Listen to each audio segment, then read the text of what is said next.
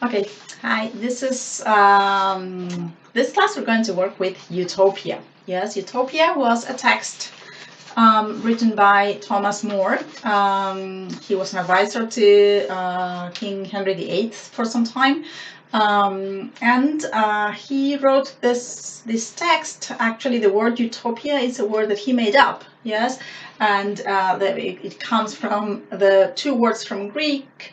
Topia meaning place and you meaning no. So actually what he wanted to form was the word no place.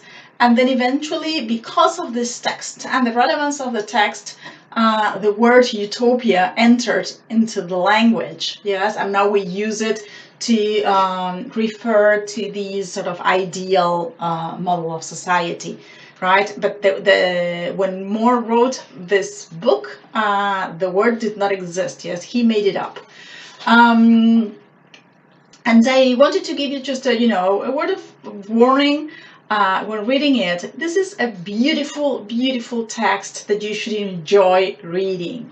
Having said this, you will notice that it begins kind of slow in the sense that this is the style of the time. Yes, he kind of praises a lot of people and thanks a lot of people before really getting into the issues that he wants to discuss.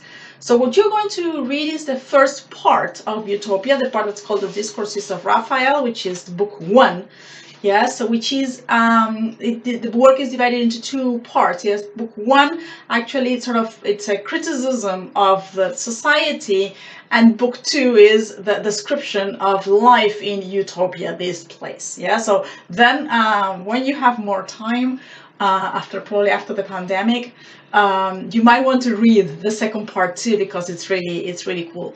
But for part 1, More makes some very interesting points that actually will become relevant or topics for economics and politics, even as late as now, when we're talking about universal income to counter the effects of the loss of jobs or the social effects, the economic effects of the pandemic. So the idea of universal income is something that actually appears in Utopia. Together with comments on punishment. Yes, he makes a very interesting point in terms of how the punishment should fit the crime, and if you punish theft too badly, and it's the same as murder, then of course you're encouraging thieves to kill their victims because they're less likely to get caught.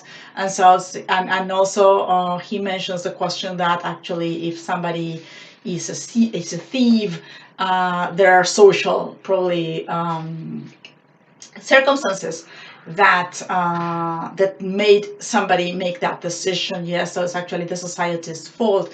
He also talks about the duties of the monarch. He speaks against the army. He speaks against accumulating too much wealth. He speaks in favor of redistributing wealth among the citizens. So you will see that actually he says a lot of things that actually are questions that we're still discussing today. And what's interesting is that all the things that he criticizes actually were things that were happening at that time in his country, in Britain.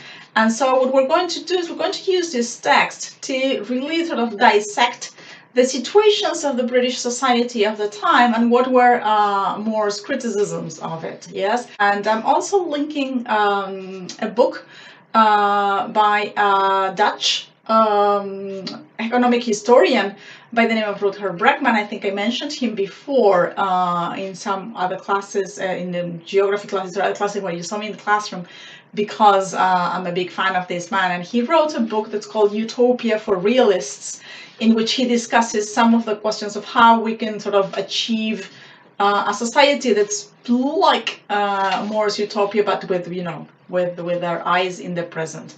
So I'm going to link the book, and also I will give you some topics to guide your reading. Yes, it's a long text, and just if it gets too wordy, just skip that section and try to extract the units of meaning, because that's what's interesting about this book. Yes, and we're using this as a primary source to get an idea of, it's a window into a society. So just that. Yes, it's not a very complex class, so you won't need to work that much, but yes, get into the text, read it carefully, and enjoy it as much as you can.